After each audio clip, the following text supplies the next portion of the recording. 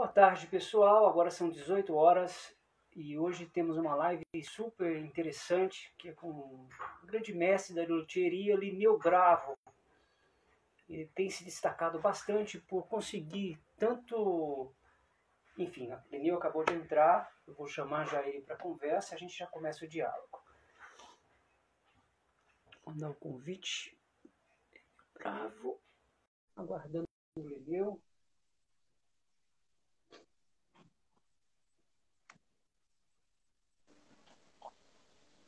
Então, Deixa eu tocar o fone aqui. cá estão. Bravo, cá estamos. Grande honra estar com você.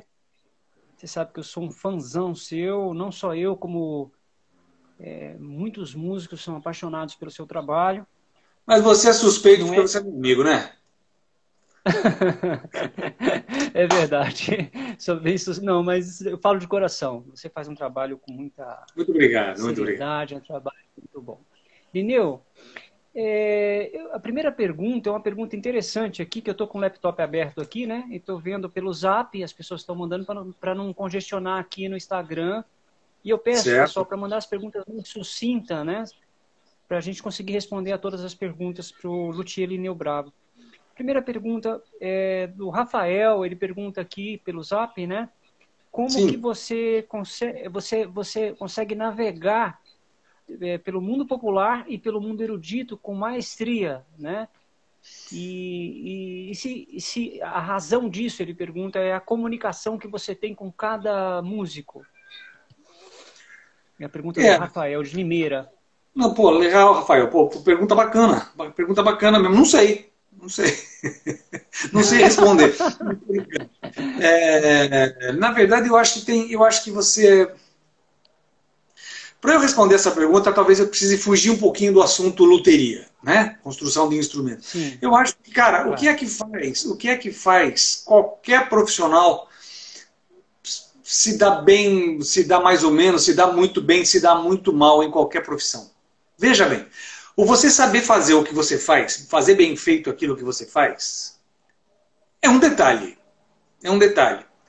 Quantas e quantas pessoas serão todo mundo tem na família, alguém fala, nossa, eu tenho um primo, eu tenho um tio, eu tenho um tio-avô, jogava muita bola, jogava futebol pra caramba, e não aconteceu nada.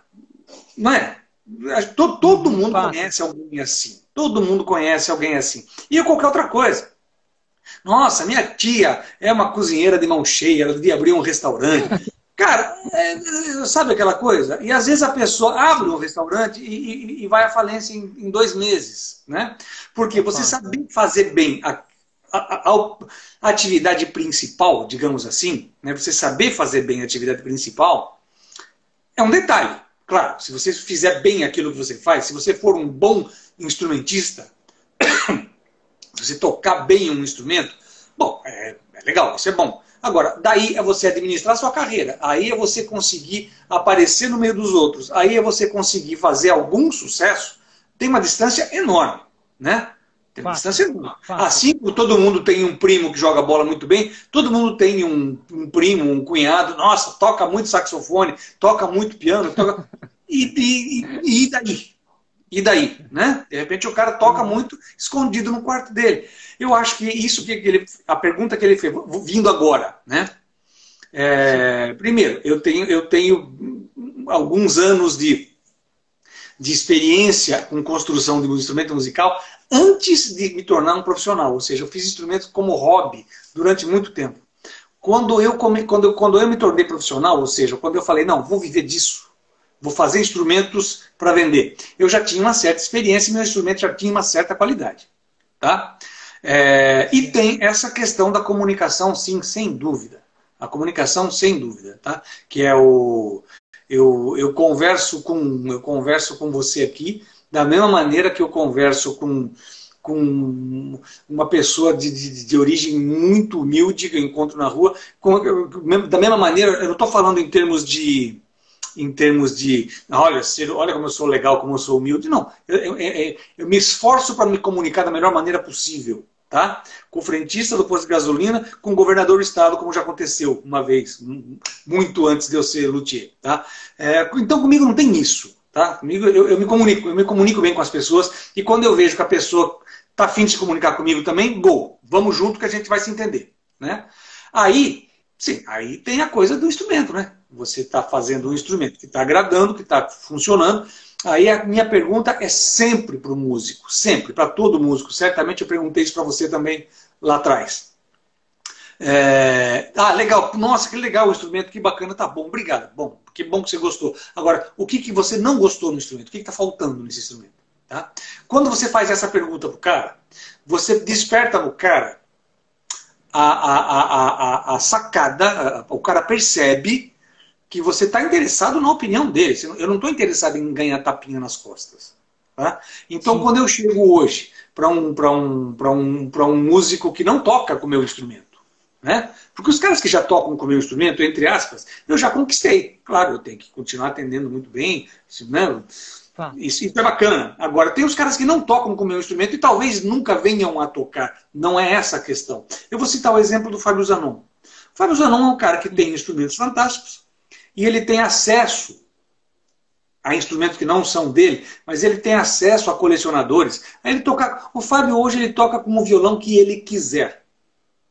Tá? Ele toca com os melhores violões do planeta, com os melhores violões que já foram construídos no mundo. Ele tem esse acesso. Quando eu o procuro para avaliar um instrumento meu, claro que eu não tenho uma ilusão de que não, agora ele vai parar de tocar com os instrumentos que ele toca, vai tocar com o meu. Não vai acontecer. Pode acontecer de fazer uma coisa ou outra esporadicamente, mas não. Mas o que eu quero com ele? Eu quero saber de fato a opinião dele para saber por onde é que eu posso melhorar. Tá? Então eu acho que essa é uma postura que eu citei o Zanon agora, mas assim como eu faço e fiz isso com o Zé Barbeiro do Choro, com Maurício Carrilho, coisa que eu faço isso até hoje com o João Lira, Rogério Caetano, um cara com quem eu troco muita figurinha. Então assim, eu converso com as pessoas e tento extrair sempre o máximo de informação. Tá? E eu tenho uma outra felicidade imensa. Você sabe disso, você é uma prova viva disso. Cara, todo mundo que eu conheço nesse universo musical, ele vira meu amigo. É fato, é fato. Isso aí eu falo de coração. O Ricardo Gilfrida, o próprio Fábio Zanon, que foi meu professor, são pessoas que gostam do Linneu, independente se ele é luthier ou não, porque o Linneu emana essa coisa legal, né? Uma energia boa. Acho que são os meus, sem mistificar, né, Linneu? Falando de amizade mesmo, né? Agradecer o pessoal que está entrando na live. Eu acho que essa pergunta do Rafael dá para fazer um gancho com uma coisa que você falou hoje que eu achei bem importante, Linneu, que é... Eu lembro de uma masterclass com o Fábio Zanon, que ele falava que você não fica só preso naquele universo do violão, né? O músico tem que começar a expandir seus horizontes com relação à música, né? Sim. Estava fazendo uma analogia disso com a luthieria, que eu achei muito, muito apropriado. Sim, você pode desdobrar um pouquinho sobre isso? Claro, ó, eu vou falar primeiro uma experiência que eu tive. Nos meus primeiros contatos assim com violonistas clássicos, você sabe que eu venho de roda de choro, né? Eu era solista de cavaquinho e bandolim. Eu nunca toquei violão, eu não toco violão. Na verdade, atualmente eu não toco mais nada, mas eu nunca toquei violão. Eu não sei tocar violão, não sei. Quando eu experimento os meus próprios violões, eu experimento com palheta, né? Porque de fato eu não sei tocar violão. Então eu consigo assim pegar o violão com a palheta, tirar alguma sonoridade para fazer uma avaliação do violão. Tá? Então eu me comparo com um mecânico de Fórmula 1. Eu não sei pilotar. Eu consigo ir lá ver se o volante está funcionando, se a roda está virando, se o motor está redondo, mas não me pede para pilotar que eu não sei. Tá? Violão é só assim. Mas claro, como eu venho da música popular, e obviamente o violão, os meus violões me botaram em contato com o universo erudito, aconteceu uma coisa que para mim foi extremamente marcante, que foi uma masterclass em 2005, acho que 2005, o Alexei Viana foi um dos organizadores lá junto com o pessoal da Federal de BH, da Federal de Minas Gerais. O Fernando Araújo, o Alexei, um pessoal lá, eles fizeram aliás, eles fizeram vários, né? Mas fizeram uns festivais de violão, e eu fui lá no de 2005. E eu vi um masterclass, assisti assim, de longe, né? Estava lá na plateia, o masterclass de um músico tcheco chamado Pavel Steidl. Um violonista impressionante, absolutamente impressionante em todos os aspectos. E um puta cara legal. E bom de copo também, o que é muito interessante. O Pavel ele chegou uma hora que ele perguntava assim, primeiro que ele puxou a orelha de todo mundo que estava fazendo. O aluno chegava na frente dele, começava a tocar alguma peça, ele via a peça, dava uma opinião e tal. Depois ele perguntava para o cara, quantas horas você estuda de técnica por dia? Aí o cara, 15 minutos, meia hora, Ele, aquele monstro, ele fala assim, eu estudo 3 horas de técnica por dia. Técnica. Técnica. Dedo aqui, mão ali, coisinha ali. Aí ele perguntava para os caras também, o que você ouve? Aí o cara fala assim, eu ouço muito Julian Bream, eu ouço David Russell, eu ouço Barrueco, eu ouço muito Fábio Zanon, eu ouço muito Dua Salles. Então todo mundo, quando chegou no final, quando ele deu a fala final dele, ele falou, gente, vocês só ouvem violão? Não é possível. Ótimo isso. Vocês só ouvem violão? Ninguém aqui ouve ópera. Vocês... Aí ele pegou o violão e tocou uma lambada. Ele falou, eu conheço essa música há mais de 20 anos, eu toquei essa música, a música de vocês é tão rica, vocês só escutam o violão clássico. Não é possível uma coisa dessa. Né? Então eu acho boa, assim, né? Porra! Né? E isso é uma porrada em mim, que eu não tinha nada a ver com isso, eu estava lá assistindo. Um luthier que não toca violão, assistindo. Eu fiquei, porra, bicho, olha... O fato, né? O fato, olha isso, né? Então, eu trazendo para a pergunta que você fez. Cara, qualquer pessoa que tenha alguma habilidade manual, eu estou afirmando isso, qualquer pessoa que tenha alguma habilidade manual, que pratique um pouquinho de marcenaria e que consiga atingir um mínimo patamar em termos de habilidade de serrar madeira, lixar madeira, colar madeira. Se a pessoa conseguir fazer isso com alguma propriedade, pegar uma planta consagrada, pegar uma planta dessas plantas que rolam na internet, na LMI, na Stuart McDonald, pega uma planta de um violão clássico lá, pega lá uma super popular lá, um violão do Hermann Hauser 1943. É uma planta que eu tenho e que eu, de vez em quando, eu dou para as pessoas que me pedem. Eu tiro de cópia, né? Tem várias. Qualquer uma dessas plantas que você sabe que são plantas que funcionaram. Qualquer pessoa com a mínima habilidade pegar uma planta e mais ou menos copiar uma planta dessa, vai resultar num instrumento bom. Claro, vai ter problema de acabamento, vai ter problema, né? Claro, tem que ver se a pessoa soube escolher os materiais bons, ótimos ou excelentes. Claro que isso é a prática que vai te dando. Agora, fazer instrumento não tem mistério.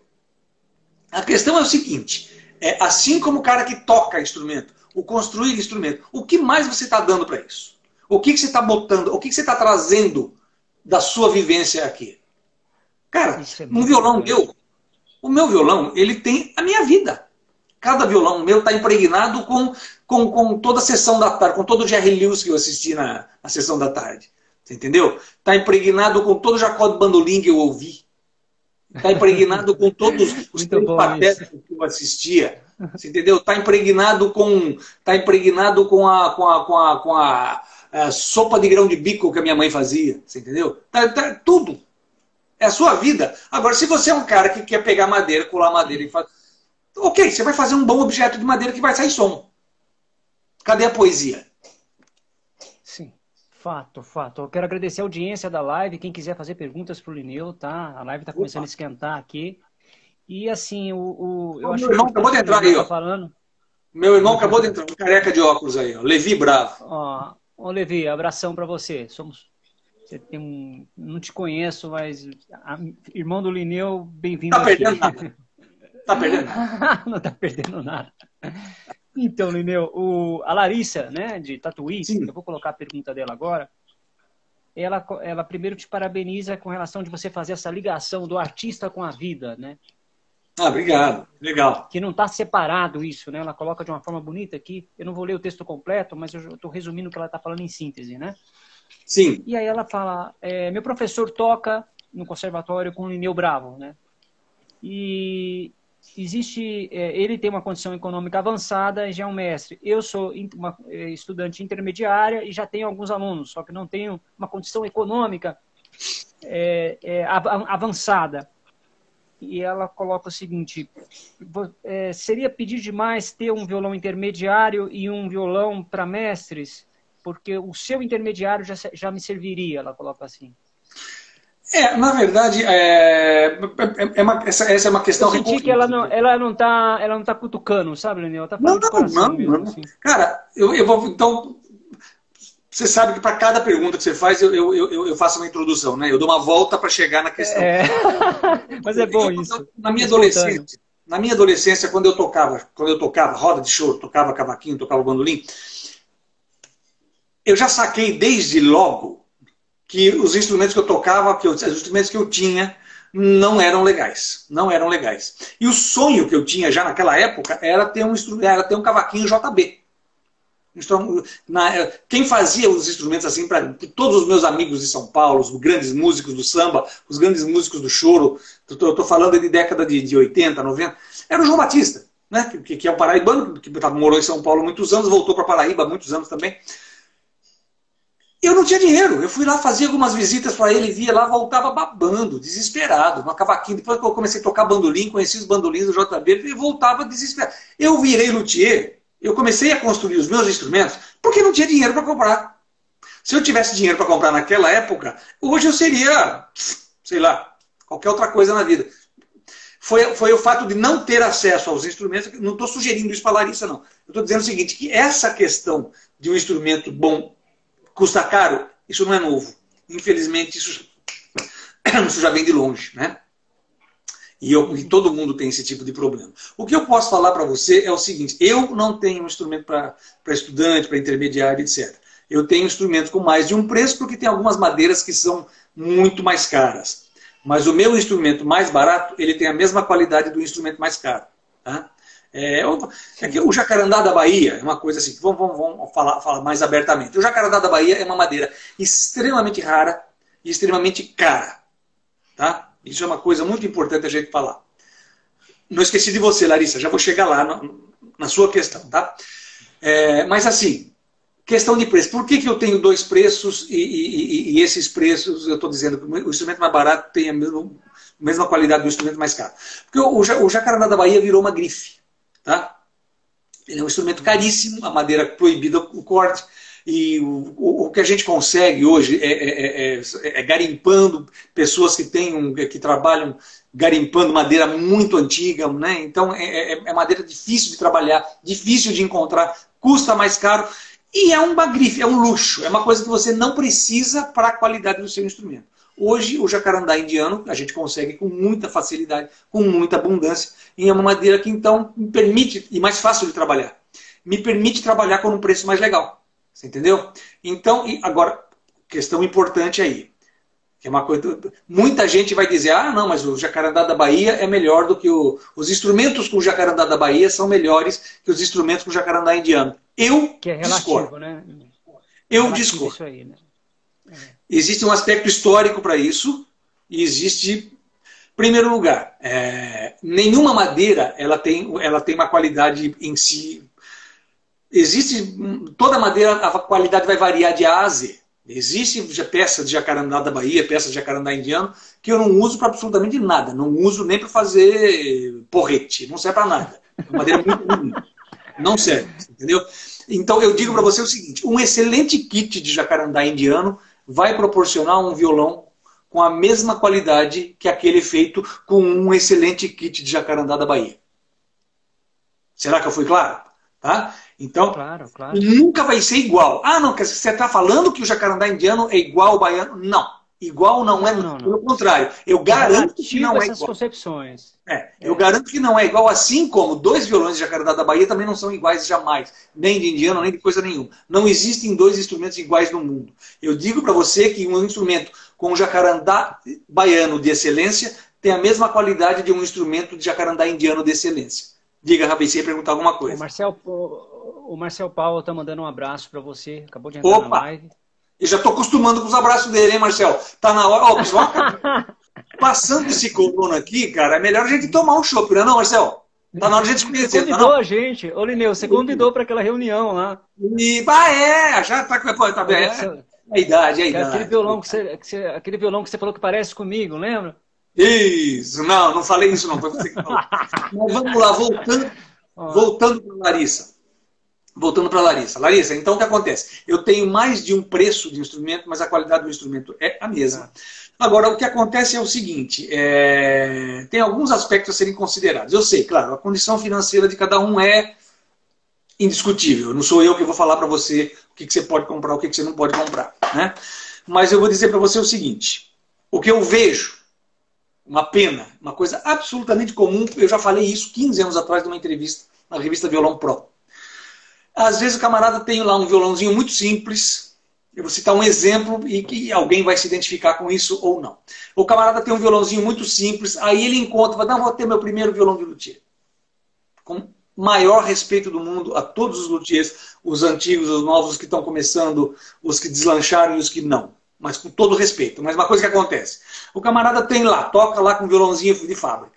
Aí ele conhece o primeiro violão de luthier dele, é um preço acessível, puta, ele vai lá, toca o violão, nossa, adorou o violão. Claro que ele adorou o violão, é melhor do que aquela tranqueira que ele tem em casa.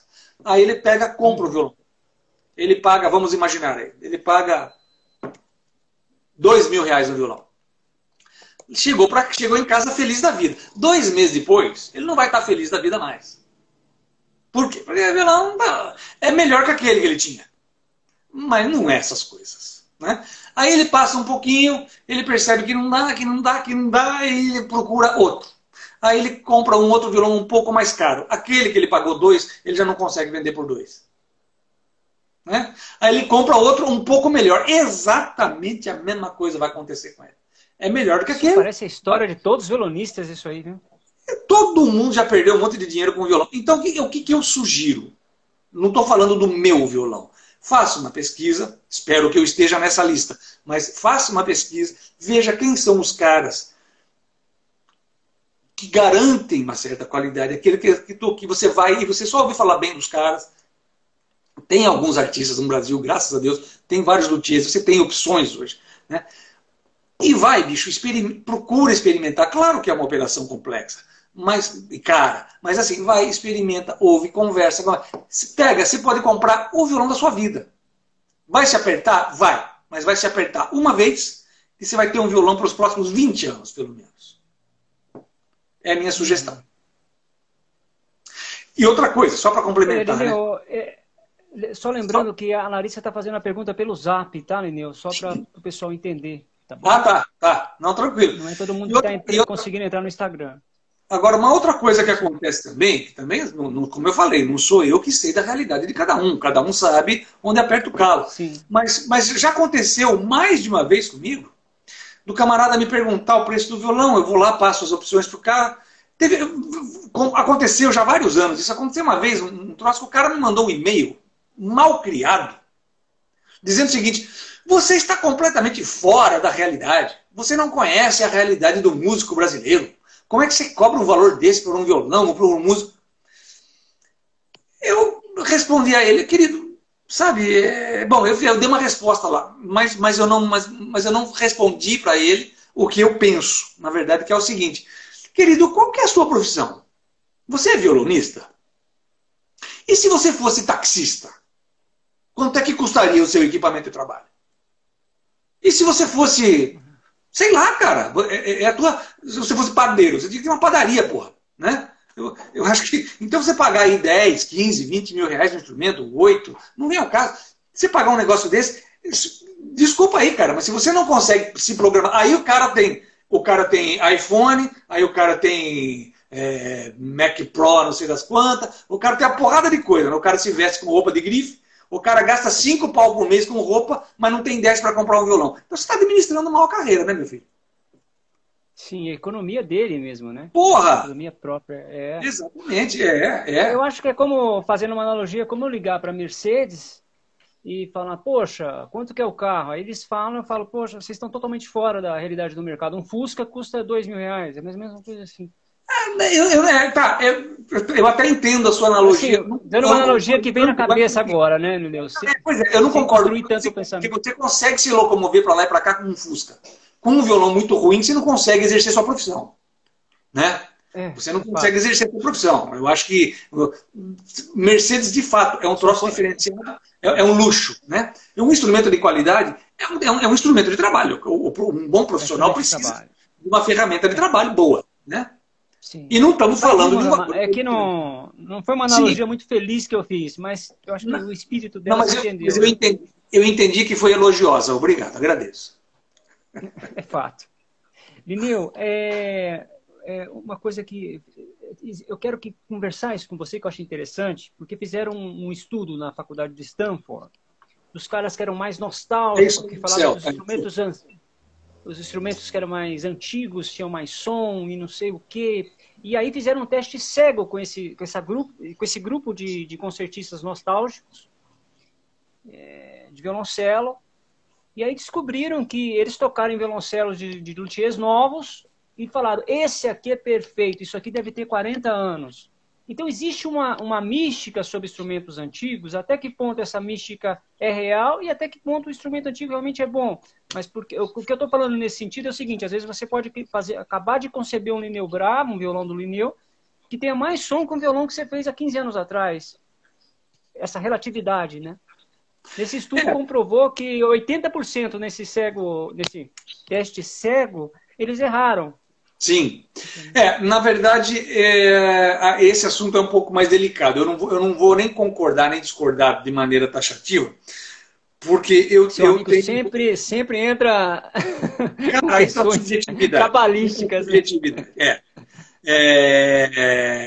Porque é o seguinte, porque existe muito isso. Né? Isso aí desde... Quando eu tinha cabelo, muito tempo atrás, muito antes de eu ser luthier, tinha aquela puta frescura dos caras. Antigamente só tinha Brahma e Antártica, lembra? Brahma e Antártica, não tinha esse monte de cerveja que tem hoje. E tinha aqueles caras que falavam, não, eu só tomo Brahma, Antártica me dá dor de cabeça. Não, eu só tomo Brahma. Cara, uns amigos meus pegaram, a gente teve as mães, a gente fez um teste cego com Brahma e Antártica. E todos os caras que diziam que só tomavam Brahma, ninguém acertou porra nenhuma. Então isso é igualzinho. Tem muito gogó. Agora, tem os caras... Tem também o que é real do violão antigo, né? Tem os caras que tem... Não, cara, tem os caras que têm uma sensibilidade, que tem uma sacada maior. Né? E aí você tem que parar para ouvir. Né? Agora, o problema é o seguinte, o problema é você conseguir identificar quem são os caras cuja opinião, de fato, vale a pena você parar para ouvir. Porque tem muito bicão, né? Tem muito bicão. Então, a Larissa... Diga, Larissa... A Larissa voltou aqui e já está falando o seguinte, Lineu, já está falando com intimidade com você, né? Que bom. Que bom. Lineu, eu vi meu professor tocar no seu violão e o professor dela recomendou, né? Ah, que bom. E aí ela fez as contas dela e realmente ainda não dá para ter um violão seu. Então, eu acho que é uma questão de acordo isso também, você com ela lá, não é, Lineu? Porque também... eu não sei se ela chegou a cotar comigo, se ela viu... Mas enfim, vamos conversar sempre. Não chegou a cotar com você. Isso eu acho que o professor dela falou quanto pagou, uma coisa assim, né? Entendi. O violão do professor é um modelo, o dela é outro, enfim. Eu prefiro não falar sobre números aqui. O dela não é outro, o dela ainda não foi feito, né? Vamos falar assim. Entendi, sim. Eu prefiro não falar sobre valores aqui, porque isso aqui depois dá para o YouTube, porque... Fica desatualizado. Daqui a 10 anos alguém diz, você falou X. Né? Então, assim, mas o que eu posso falar é o seguinte, eu tenho os meus preços, eu tenho uma fila de espera e eu sugiro uma forma de pagamento. Mas eu estou sempre aberto a conversar sobre formas de pagamento. Tá? Então, lá, o meu violão, o valor dele, seja qual for o valor do violão, geralmente eu peço alguma coisa em torno de 25% a 30% na encomenda. E depois o restante quando o instrumento estiver pronto. Geralmente minha fila gira em torno de 1 ano. Tá? Aí tem gente que fala, não, cara, mas eu prefiro dar uma entrada um pouquinho maior ou um pouquinho menor. Eu prefiro fazer um parcelamento. Então, a forma de pagamento dá para conversar. O valor do instrumento é difícil, mas a forma de pagamento dá para conversar. O que for. Tem gente que fala, olha, cara, a sua fila está de 1 ano, mas vou fazer o seguinte, eu tenho condição de pagar parcelado para você, em 2 anos, você me entrega em 2 anos. Enjoei de fazer isso, faço isso. Você entendeu? Dá para ser feito. Né? Então, assim, é um bom investimento, né? É um investimento da conversar. carreira, né? Eu acho que é uma coisa que dá para conversar. Agora, claro, eu sei que tem gente, não tem dúvida. Se falasse isso para mim quando eu tinha 20 anos de idade, não ia dar. Não ia dar, não ia ter jeito. Quer dizer, obrigado, muito legal, continua não dando. Então, mil respeitos, assim, sabe? Adoraria poder ajudar, mas tem coisa que não posso. Bom, tem uma pergunta aqui do Fábio, aqui no Zap, que eu achei interessante. Lineu, como você concilia... Você é pai já, né? Ele falando aqui. Eu acho que ele acompanhou a outra live, né? Que a sua filhinha estava batendo na porta. Isso. Como você concilia a vida cotidiana com a luthieria, né? É uma coisa fácil? É um desafio? Porque uma coisa era o Lineu quando solteiro, trabalhando, outra coisa era o Lineu pai, de família, etc. Como é essa conciliação? Ô, cara, você não investigando a minha vida, não? Porque a minha vida... Minha não, vida acho que é porque na live passada, ele, né? Não, acho que ele andou investigando minha vida psicológica. Porque, cara, eu tô passando por esse drama agora. Assim, eu tô tendo essa dificuldade. Isso. Você descreveu. Desabafa, Lineu, a live é sua. Então, vou responder. Como é que você está conciliando? Eu vou responder. Com dificuldade. Com dificuldade. De fato, é aquela coisa, bicho. As prioridades, não, ainda mais agora, com coronavírus, o cacete. Endoidou, né, cara? Então agora é o seguinte, a minha prioridade é a baixinha aqui em casa.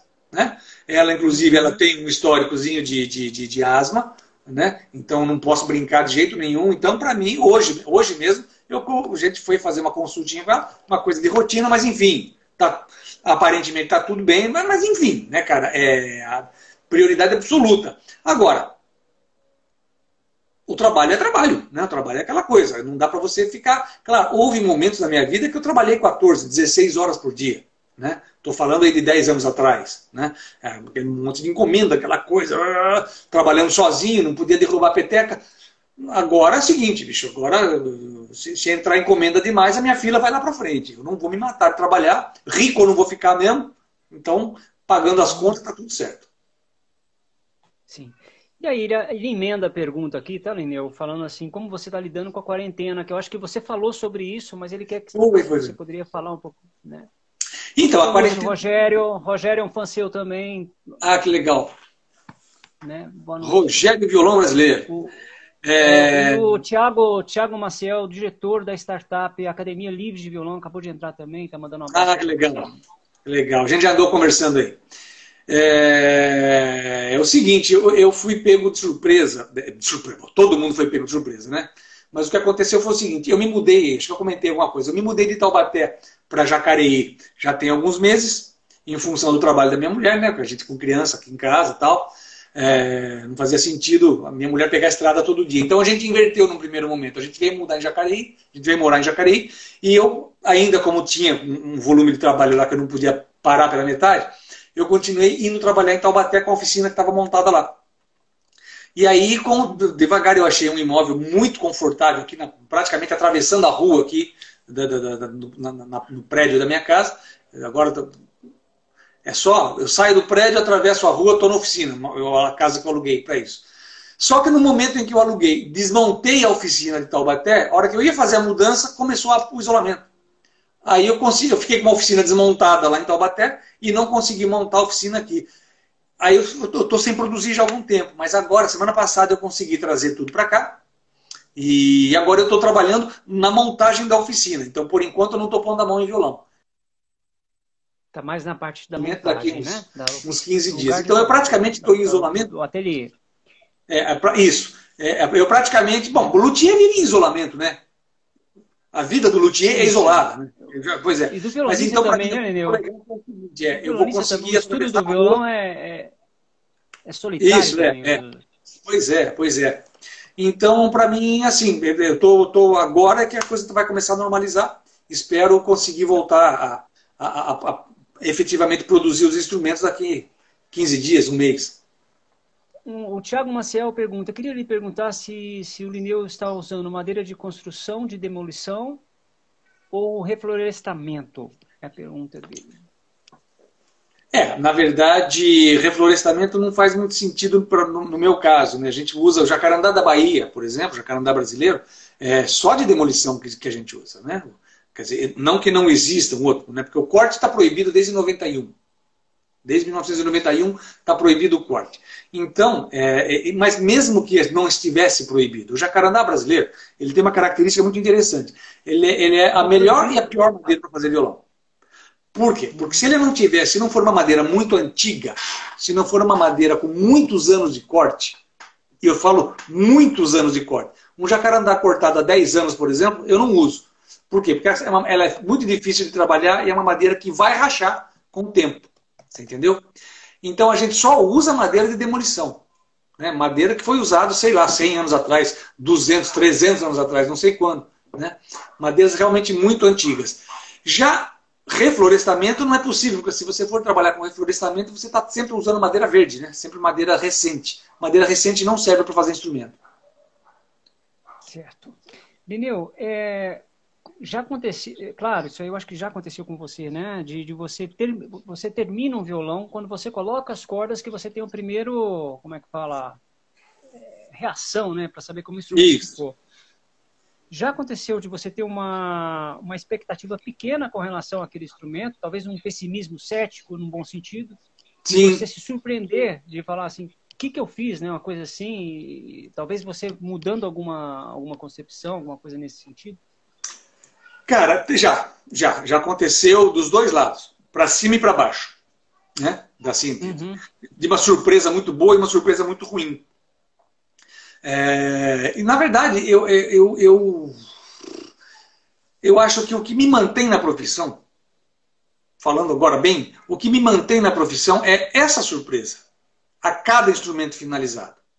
Sabe? Eu acho que esse é o... Porque, cara, se eu soubesse exatamente o que vai acontecer a cada violão que eu apronto, eu seria um operário, né? Aí, o que você vai fazer? Carimbador, né? Carimbador, ele pega... Seria uma coisa...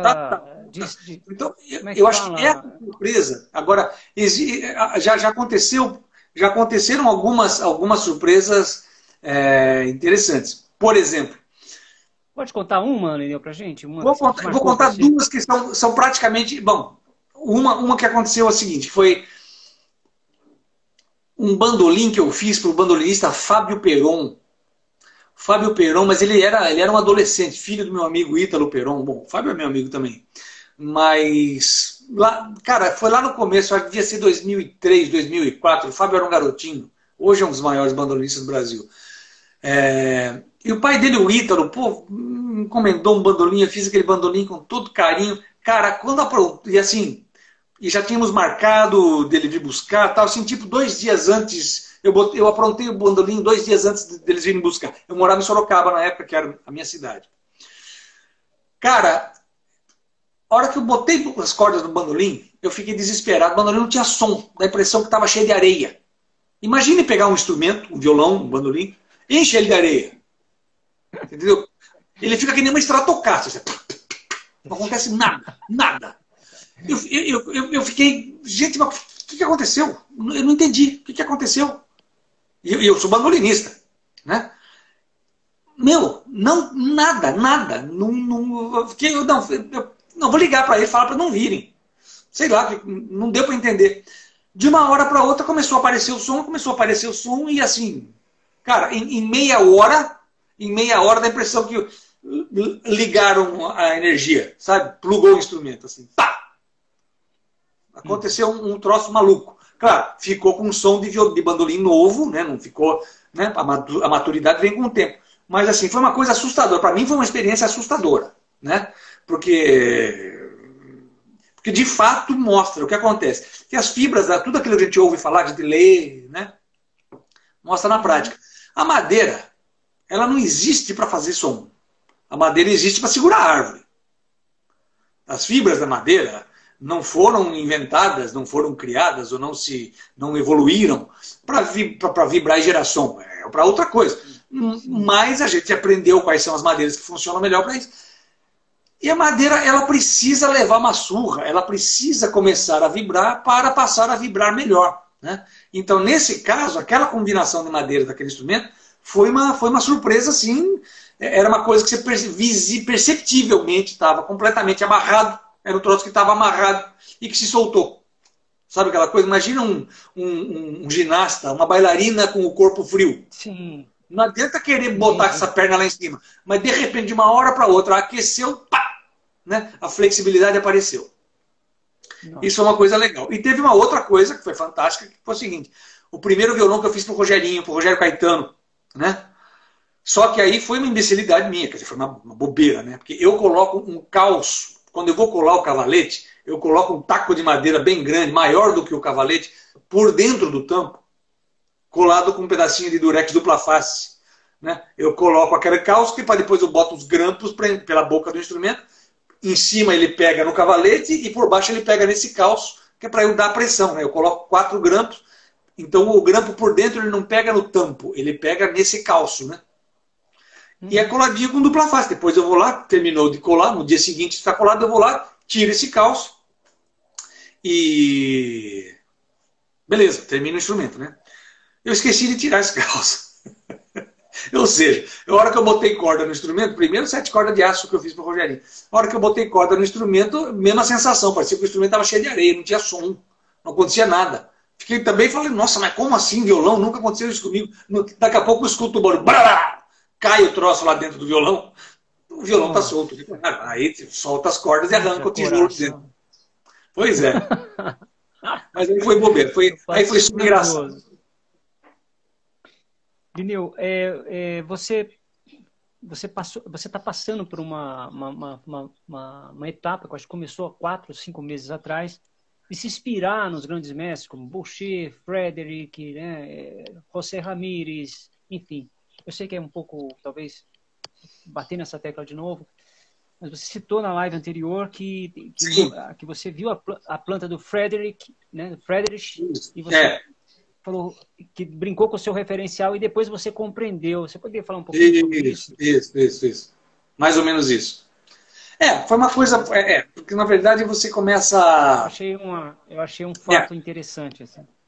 Não, mas é engraçado, né? Porque quando você começa a ter algum tipo de intimidade com a construção do instrumento, claro, você começa a entender aquilo que você faz.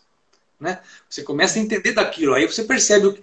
começa a entender melhor como é que funciona a vibração. Quer dizer, quando a maioria dos luthiers, quando estão muito no começo, a maioria dos luthiers com quem eu conversei, né, que estão lá muito no começo da atividade, eles acham que, e aconteceu comigo, a gente tem a sensação de que o som é uma coisa que está dentro do violão e que a gente tem que dar um jeito de fazer esse som sair do violão, sair pela boca. Né? Aí, com o passar do tempo, você percebe que não é nada disso. Né?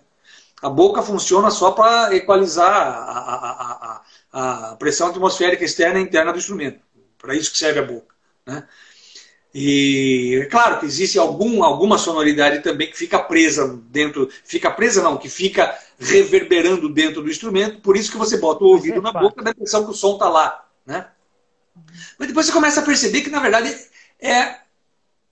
fazendo um resumo bem grotesco, né? O tampo do violão é o papelão do alto-falante. Certo? O alto-falante não tem aquele papelão. Aquilo lá, o tampo do violão é isso. Aí o resto da estrutura do alto-falante, a caixa acústica, é a caixa do violão. É o resto que vai otimizar o som gerado por esse cone do alto-falante. Então, em resumo, é isso. Aí a gente começa a entender como é que esse som, onde é que vibra mais, onde é que vibra menos, o que é responsável pelo sustain, o que é responsável pelas frequências A, B, C. Aí você começa a perceber isso. Eu não sou um estudioso, eu sou um cara intuitivo. Né? Então, mas você começa a entender a sua maneira. E quando você olha plantas diferentes do violão, principalmente todas as plantas que vieram, que vieram da ramificação do Antônio de Torres, que é o espanhol do século XIX, que criou o violão moderno, quando você começa a olhar isso, você entende. Aí você percebe, mas teve um cara aqui que ao invés de colocar 7 barras, colocou 5. Tá, você entende. Ele reforçou de maneira diferente, mudou a distribuição, mas a cara é aquela, sabe? É um carro de 6 cilindros, 4 cilindros, 8 cilindros. O motor é a mesma coisa, só que né, um vai dar mais isso, outro vai dar mais aquilo, você começa a entender. Mas aí quando eu olhei a planta do Friedrich, eu notei que, bicho, estava tudo absolutamente inverso, sabe? Onde para mim tinha que ter massa, não tem massa, ele diminuiu massa. Onde ele deveria deixar mais solto, ele deixou mais amarrado. Então, de fato, é uma planta que não fez sentido.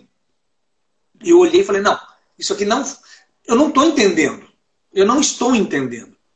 Mas eu tenho várias pessoas que tinham falado para mim assim, bicho, eu conheço os violões Friedrich e os violões são muito bons. Eu nunca vi. Eu nunca peguei um Friedrich na mão. Mas assim, com o relato de pessoas, inclusive o nosso amigo em comum, o Ricardo Gilfried, ele falou, não, o melhor violão de cedro que eu já vi na vida foi um Friedrich. Eu falei, bom. Ele comenta isso. Então, inclusive, a esposa, a Eloide Boni, ela toca com um violão de um discípulo do Friedrich, que é Daniel, alguma coisa, Lesouet, alguma coisa assim. Em francês não sei pronunciar. Não, que legal, que legal. E, aí aconteceu o seguinte, eu falei, bom, a planta para mim não está fazendo sentido, mas, vem cá, eu sei que o resultado final do cara é bom, né? Então, e eu sei, serrar, lixar e colar, eu sei. Então, se eu fizer um violão com a habilidade que eu tenho hoje, se eu fizer um violão seguindo essa planta, não pode dar um lixo. Embora eu não esteja entendendo, eu não estou entendendo como é que você joga a gasolina por fora do motor e ele vai funcionar, você entendeu? Para mim era uma coisa meio assim, né? Tava meio desse jeito, não tem lógica, mas o projeto está aí e eu fiz. Aí, ao ir construindo, ao ir manuseando, colando, olhando aqui, olhando ali, você fala, cacete, agora eu estou entendendo. O que era absurdo deixou de parecer absurdo. Parece que algum sentido faz. A hora que chegou no final, já percebi o seguinte. O cara, o que ele fez ali era simplesmente um malabarismo. Quer dizer, o cara ele conseguiu fazer umas gangorras teóricas, né? Razão pela qual aquilo que parecia que devia estar aqui está lá, mas ele está lá fazendo com que aqui balance. Sabe, eu estou fazendo uma ilustração assim. O cara é um gênio, né, bicho? O cara é um gênio. Ele inverteu tudo para que o original funcione de maneira melhor, né? Então, foi uma coisa bem interessante. Uma experiência inesquecível. Essa busca, Lineu, que o luthier tem, né? Como se fosse do elixir do ouro, né? Como se fosse um garimpo do ouro, colocando o ouro como som, né? Sim, sim. O luthier tem essa busca incessável, né? Isso aí, mesmo que quando ele ganha um prêmio, como grandes mestres tocam no violão dele, como é o seu caso, que a gente tem João Bosco, Zélia Dunca. Eu posso citar aqui uma lista, senão vou esquecer nomes, né? Não vou falar todos. Mas Marcos Tardelli, Ginga e outros, né? Enfim, você, mesmo com toda essa carreira já... com grandes nomes tocando seu violão, você ainda continua com essa inquietação. Essa inquietação não acaba nunca, é isso, Lineu? Cara, se acabar eu paro, né? Cara, porque eu acho o seguinte, bicho, porque um trampo todo mundo descola, né?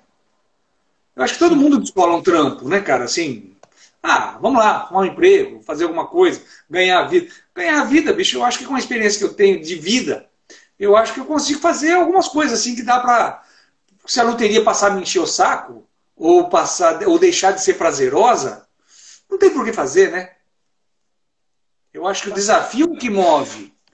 Não é isso? Eu acho que o desafio é o que move. E aquilo que eu falei para você, o ser surpreendido a cada filho que nasce, né? A cada instrumento que sai, claro que a gente busca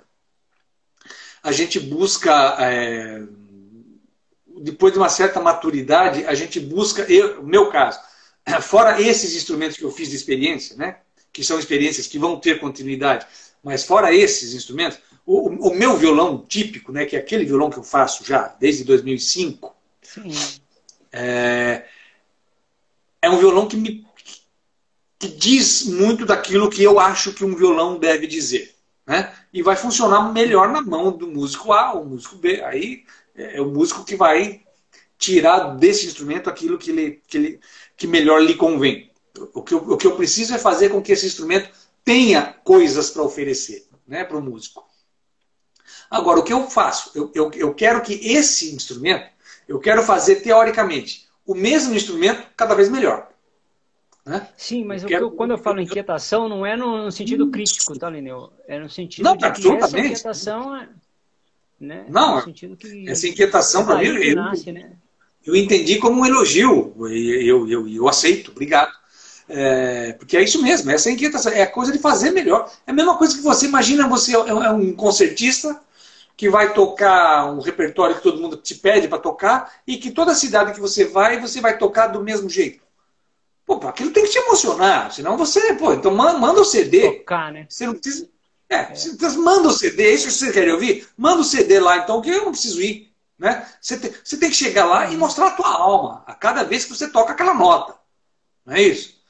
E eu acho que o que acontece CD, eu vou mandar para você as badenianas de presente aí, você me passa seu endereço. Opa! Saca? Muito obrigado, muito obrigado. Mundo, não é pra, você tem, não é isso, pessoal, que eu tinha prometido pro Lineu, né? Prometeu, Oh. o palco meu, né? Então, né? Opa! Você é um poeta, Ravi. Querido. Essa poesia.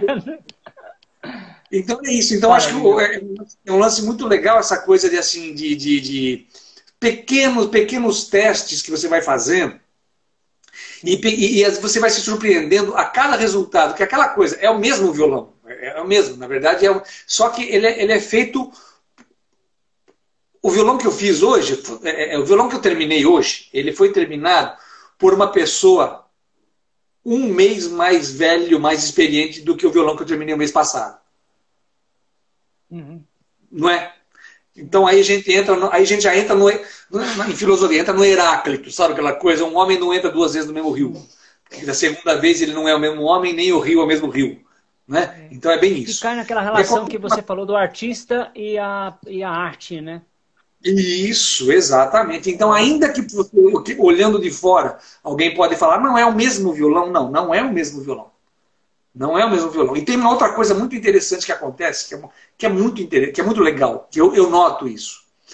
Uma das habilidades muito importantes para o luthier é saber escolher o material com que ele trabalha. Né? E eu tenho um cuidado que é o seguinte, eu tenho sempre uma certa quantidade de madeiras estocada. Tá? Porque numa sala desumidificada, climatizada, etc.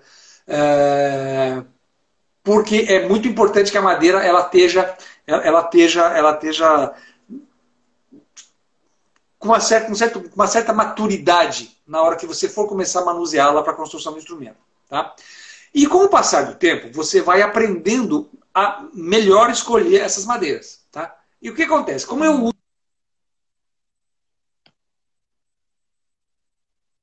madeira para fazer esse violão, eu vou pegar lá a madeira que eu já tenho há vários anos para fazer. Quando eu vou comprar material, tanto madeira para tampo, madeira para fundo, para braço, para escala, eu vou comprar o material quando eu acho que o material está muito bom. Eu não tenho pressa de comprar. Eu compro quando eu acho o material do meu gosto. Eu compro esse material e boto embaixo da pilha. Por quê? Para usar daqui a alguns anos. Eu vou usando agora o material que eu já comprei há alguns anos. Certo? Você está acompanhando meu raciocínio? Só que tem um detalhe. Que aí você pega o antigo e coloca no que você vai fazer agora. Isso. Então, assim, vamos imaginar que isso vai acontecendo. Essa madeira ela fica descansando lá uns 4 anos. Então, é a madeira que eu vou comprar hoje, eu vou usar lá por 2023, 2024. Você vai colocar para descansar. Exatamente. E eu estou usando hoje a madeira que eu comprei em 2016. Vamos dizer assim. Tá? É sempre assim. E muitas madeiras eu já comprei com madeira já envelhecida. Mas o que acontece, o interessante é o seguinte, é que a minha capacidade de escolher material, a minha capacidade de avaliar o material, ela vai melhorando com o passar do tempo. Certo? Então a madeira que eu comprei em 2016, a madeira que eu comprar hoje, ela está mais nova, mas ela é superior à madeira que eu comprei em 2016. Então o que acontece? Em 2024, eu vou fazer um violão melhor do que o que eu faço hoje, com uma madeira melhor. Olha como são... Sim, claro, você entendeu o raciocínio? Né? Você entendeu o raciocínio? É uma lógica que faz sentido e é interessante, né? Agora, é claro que não é uma coisa assim. Não é que a madeira que eu comprei 4, 5 anos atrás é uma porcaria, é que eu comprei hoje é excelente. Não, eu estou falando de sutileza. Sutileza, aquela pequena... Né? Porque chega uma hora quando você faz... O primeiro instrumento de um luthier é um instrumento mais ou menos. O segundo, o terceiro já começa a melhorar. O quarto, quinto, opa, já pode, se o cara for talentoso, já começa a ficar um instrumento bom, certo? Agora, a maturidade, chega uma hora lá, sei lá, em algum momento, esse cara vai estar fazendo, pô, esse instrumento é legal, fazendo um instrumento bacana, né? Agora, desse bacana, para você conseguir melhorar, dificilmente você vai melhorar em grandes saltos. Você vai fazer, o teu 20º instrumento é muito bom e o teu 21º vai ser excelente. Pouco provável. A partir daí você vai começar a dar uma lapidadinha. Né? Começa Pode ser que um processo de lapidação, né? Isso. Do 20º para o 50º, pode ser que se perceba, opa, já mudou. Mas do 20º para o 25º não vai mudar tanto assim. Vai ser uma coisa muito sutil. Ou seja, eu brinco que igual Fórmula 1. Você começa a fazer aqueles ajustes para ganhar 1/100º de segundo por volta. Não é mais para botar 2 voltas em cima do cara. Aquela refinadinha, né? E essa refinadinha é o resultado de um monte de coisa. Sim, sim, é fato. É sutil, mas o sutil é que determina uma grande obra né? Exatamente, é o que vai aparecer com o passar do tempo. Exato. Lineu, uma vez, quando eu conheci o Oscar a primeira vez, o Oscar me mostrou uma madeira e ele falou: escolhe essa, Ravi, que essa tem uma pata de urso. O que é essa pata de urso, né? Você pode falar pra gente que na época eu falei pra ele, ok, Oscar, mas não entendi nada. E sabe assim... Não, aí a gente entra num campo um pouquinho mais técnico da estrutura da madeira. Tipo, como né? se fosse um nozinho, né, que tem ali, não sei. Enfim. O que acontece é o seguinte, eu não sei, eu não sou um... Mas ali não foi por causa da pata, né? Foi porque a madeira também era boa, né, Lineu? Isso, não, pois é. Não, mas o que acontece é o seguinte, as patas de urso, tem gente que fala, elas são algumas madeira de tampo, tá? Madeira de principalmente abeto ou cedro canadense, principalmente no abeto europeu. O abeto, ele é uma madeira que ela tem de qualidade, de boa qualidade. Ele tem os veios muito retilíneos, muito uniformes, né? Então, o abeto é uma madeira excelente para fazer violão. Tampa. E às vezes você, embora o veio seja nesse sentido assim, às vezes você vê umas marcas meio... virou a coisa da garra de urso, da pata de urso, da impressão que o urso deu uma arranhada nela, ficou uma coisa meio... e isso, de uma maneira grosseira, as pessoas falam assim, isso significa qualidade. Significa qualidade por quê? Na verdade, é uma questão de formação da árvore. Tem a ver com o vento que a árvore sofreu, que essa madeira, de certa maneira, ela sofreu mais agressões, por isso ela traz cicatrizes, entre aspas. E por ter sofrido mais agressões, ela fica um pouco mais rígida. E essa rigidez vai interferir na qualidade final. Maravilha. Mas eu estou falando bem ampassando.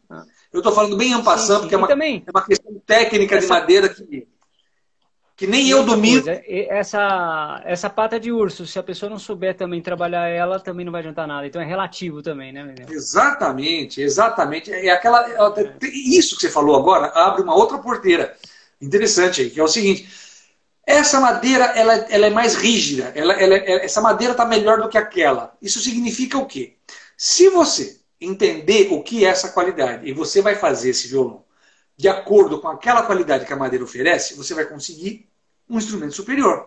Se você não entender o que é essa qualidade e você fizer ele igual o seu violão anterior, ele não vai te dar essa qualidade. Por exemplo, quando você tem uma madeira que o veio está muito próximo, muito uniforme e o corte está absolutamente radial. Essa madeira é melhor? Por quê? Sim, ela é melhor. Mas por quê? Ela é melhor porque ela é mais rígida. Em sendo mais rígida, você vai poder deixar o tampo mais fino. Se você não deixar o tampo mais fino, você vai estar jogando fora essa qualidade superior. Você entendeu? Não é a madeira é melhor porque é melhor. Não, é melhor porque é um componente, né? É uma característica que vai permitir ao cozinheiro fazer um prato mais saboroso. Não é simplesmente porque esse tomate é melhor do que aquele, a salada vai ficar mais gostosa. Se você não souber trabalhar com esse tomate, a salada vai ficar a mesma coisa. É exatamente isso. É um ingrediente que te permite enriquecer o prato. Se você não souber enriquecer o prato, Lineu, parabéns pela entrevista. Nosso reloginho aqui já começou a contar os segundos. Pode Opa! falar aí as considerações finais. A gente está honrado pela sua entrevista e muitas pessoas pedindo para fazer lá no perfil, que semana que vem a gente faz no perfil Ravi Savaia, o mestre Lineu Bravo. Eu já falei para você, Ravi, não convida não que eu vou, hein?